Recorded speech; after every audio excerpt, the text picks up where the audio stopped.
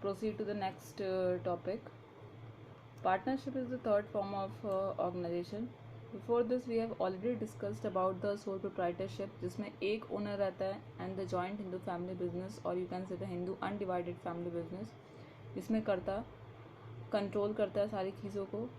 एक Elder member जो रहता है वो करता रहता है उसमें, एंड जो उसके फैमिली मेंबर्स रहते हैं उनको हम को पार्टनर्स कहते हैं, जिनकी इन्वॉल्वमेंट सबकी इक्वली रहती है उस बिज़नेस को आगे चलाने में. Now next topic is partnership. Partnership होता क्या है? एक इंडियन पार्टनरशिप एक्ट 1932 में इसको बताया गया है कि पार्टनरशिप एक रिलेशन है दो पर्सन के बीच का, जहाँ पे वो अग्री करते हैं to share the profit of the business, कि जो भी प्रॉफिट रहेगा बिजनेस का हम उस चीज़ को शेयर करेंगे. And carried on by all और any one of them acting for all. जब आप कोई पार्टनरशिप देखो, पार्टनरशिप वर्ड बताता है कि एक से अधिक मेंबर, दो से अधिक मेंबर या तीन से अधिक मेंबर, इनका मिनिमम मेंबर्स इसमें होते हैं 2 और मैक्सिमम आप कह लो 50 तक आप कोई पार्टनरशिप बिजनेस कर सकते हो 50 मेंबर्स को लेके. तो उसमें क्या होता है, ये दो मेंबर्स के बीच का रिलेशन रहता है जो कि अग्री करते हैं किसी बिजनेस ऑर्गेनाइजेशन को चलाने के लिए, एंड उनका ये भी रहता है कि जो भी इसकी प्रॉफिट होगी उस चीज़ को हम इक्वली शेयर करेंगे, एंड जो भी इसके लॉसेस भी होंगे उस चीज़ को भी इक्वली हम शेयर करेंगे. एंड जो ये पार्टनरशिप होता है इसको सारे एक साथ ही लेके चलते हैं, जो भी उसके पार्टनर होते हैं. ये नहीं कि किसी कोई एक ही इस चीज़ को आगे लेके जाएगा, एक ही इस चीज़ का लॉस बियर करेगा, एक ही इस चीज़ का रिस्क लेगा. It can be carried on by all और any one of them acting for all. जैसे आप एग्जाम्पल ले लो, एक्स वाई जेड हैं, एक एक्स पार्टनर है, एक वाई मेंबर है, एक जेड मेंबर है. अगर उसमें से वाई जेड एबसेंट हो गए या वाई जेड की तबीयत ठीक नहीं है, कुछ प्रॉब्लम हो गई, तो उनके बिहाफ पे एक्स उनका काम कर सकता है.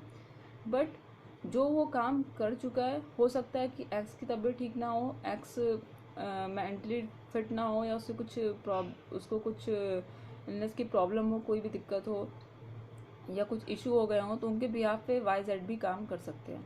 ये सब कहते हैं पार्टनरशिप. एंड ये पार्टनरशिप इंडियन पार्टनरशिप एक्ट 1932 के बीच में ही इसको डिसाइड किया गया है. Next thing is what is the features, merits and limitation. First we just go to the features.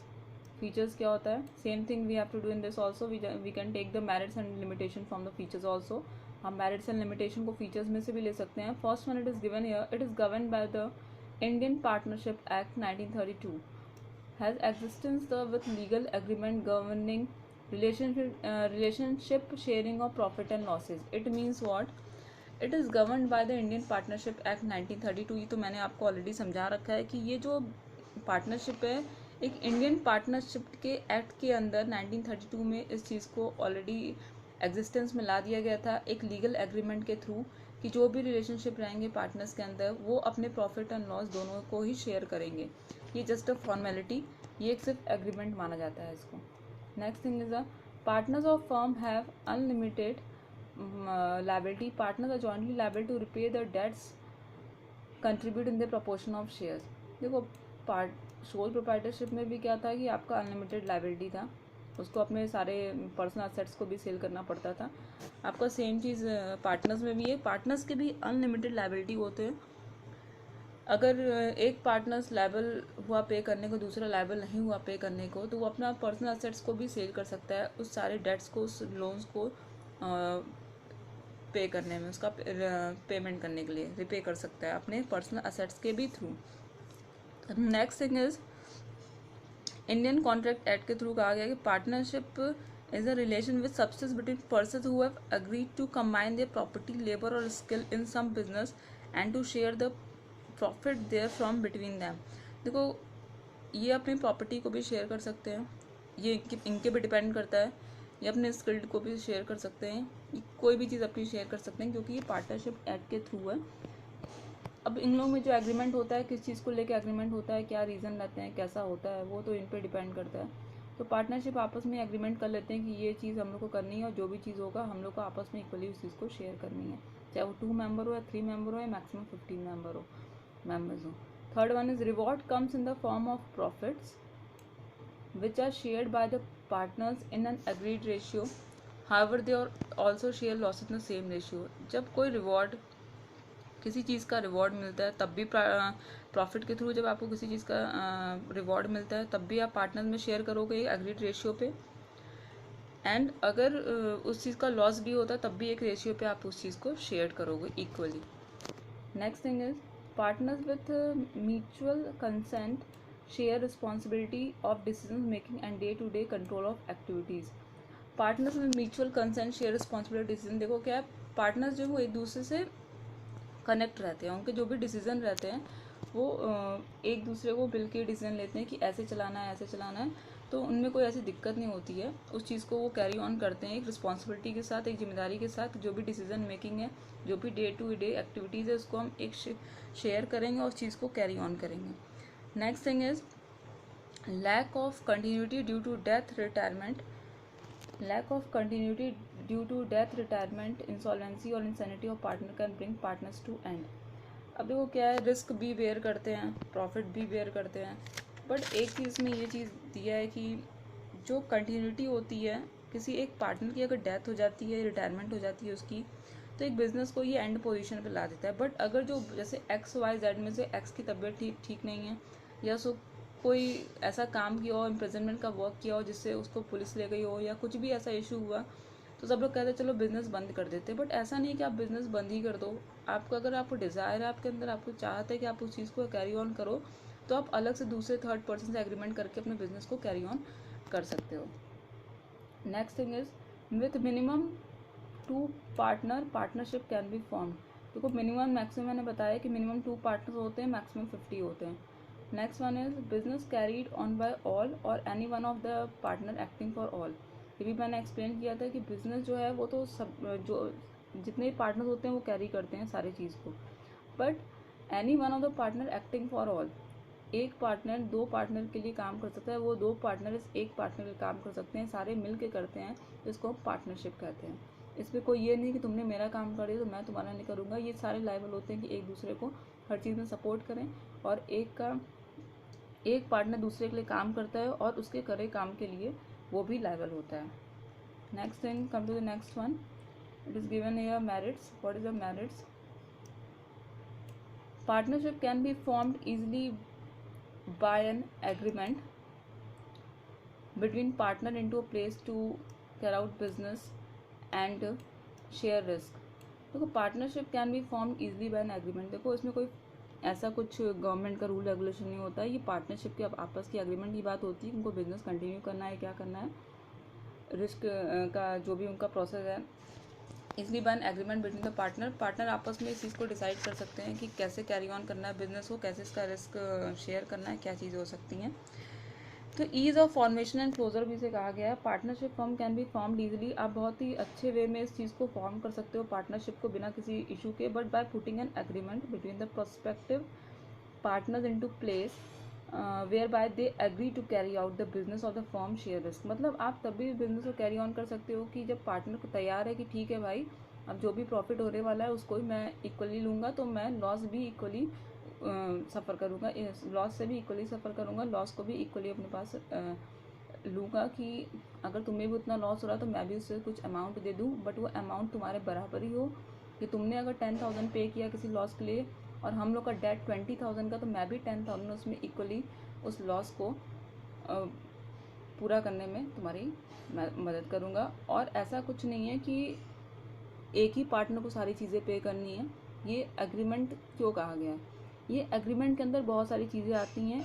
एक पार्टनरशिप डीड के बारे में आप पढ़ोगे, जिसमें कभी कभी क्या होता है कि जो पार्टनर्स होते हैं अपने पर्सनल यूज़ के लिए, अपने पर्सनल यूज़ के कभी कभी वो कुछ पर्सनल यूज़ के लिए किसी रिसोर्स का आप बोल सकते हो कि interest on drawing, interest on capital, सारे आपके पार्टनरशिप डीड में आते हैं। इंटरेस्ट ऑन ड्राइंग आप कह सकते हो कि कैश और goods withdrawn by the businessman. जो बिजनेसमैन होते हैं वो कैश और गुड्स विदड्रॉ करते हैं for their personal use from the business, तो उनके उस चीज़ को पेबल रहते हैं पार्टनर्स की। जो भी partners capital account is credited with the amount of interest.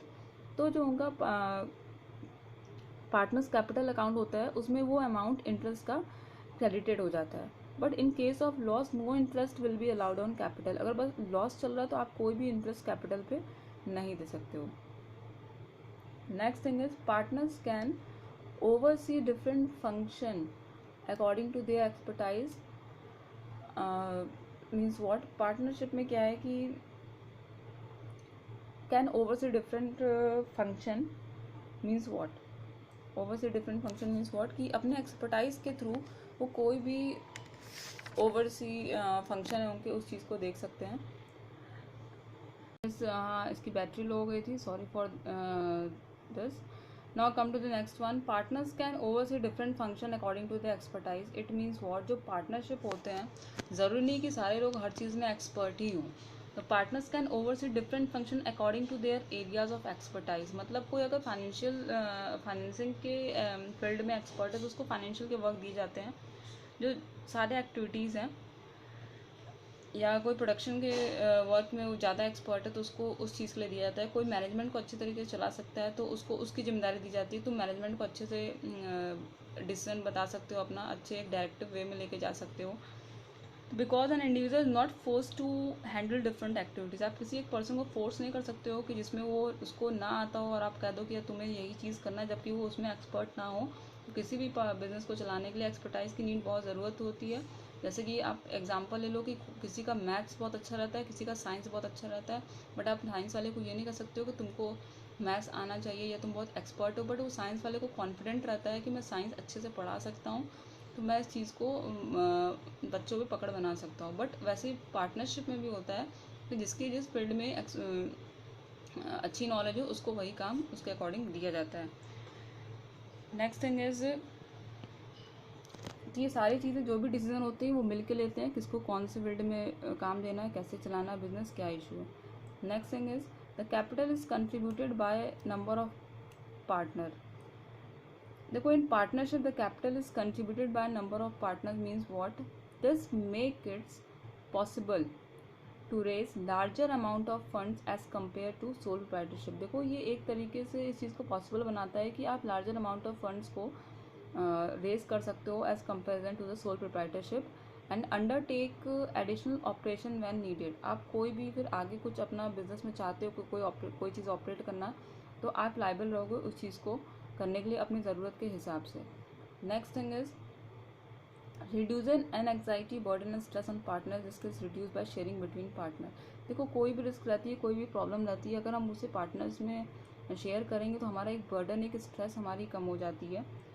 The risk involve in running a partnership form are share by all the partner. जब आप सारे रिस्क हर पार्टनर में शेयर कर दोगे तो आपको थोड़ा सा तो एंग्जाइटी बर्डन एंड स्ट्रेस उस इंडिविजुअल पार्टनर का कम हो सकता है.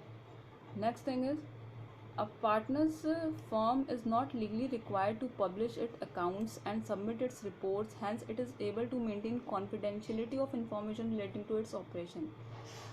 अब पार्टनरशिप एक्ट में कह सकते हो कि ये लीगली रिक्वायर्ड नहीं कि इसको आप पब्लिश करो, इसके अकाउंट्स को और रिपोर्ट्स इसके सबमिट करो.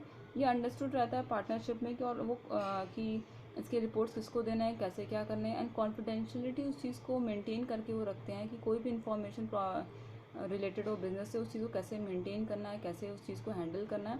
कोई इसमें लीगली रिक्वायरमेंट नहीं होती है कि उस अकाउंट को पब्लिश करना है, उसके रिपोर्ट्स देने हों. Next thing is come to the next one, limitation. What are the limitations of the partnership? The liability of partner is both joint and several, which may prove to be drawback for those who have greater personal wealth. The liability of, देखो limitation, उसके दोष क्या क्या हो सकते हैं. First thing ये चीज़ है कि जो भी उसके दोष हो सकते हैं तो आप बोल सकते हो कि the liability of partner is both joint and several. देखो, जो पार्टनर्स की लायबिलिटी होती है दोनों जॉइंट रहती है, दोनों को पे करना होता है साथ में. जो भी ड्रॉबैक है उन दोनों को हैंडल करना पड़ता है. First thing is partners are liable to repay debts. Partners liable रहते हैं कि जो डेट्स इसको पे कर सके from their personal resources also. अगर वो किसी केस में उस चीज़ को पे ना कर पाएँ तो अपने पर्सनल रिसोर्सेज के थ्रू भी उस चीज़ को पे कर सकते हैं. अपने पर्सनल असेट्स को भी लगा सकते हैं, अपने पर्सनल असेट्स को भी, रिसोर्स को भी सेल कर सकते हैं उस डेट्स को चुकाने के लिए, अगर वो सफिशिएंट नहीं है उन डेट्स को पूरा करने में. They will have to repay the entire debt in case the other partners are unable to do so.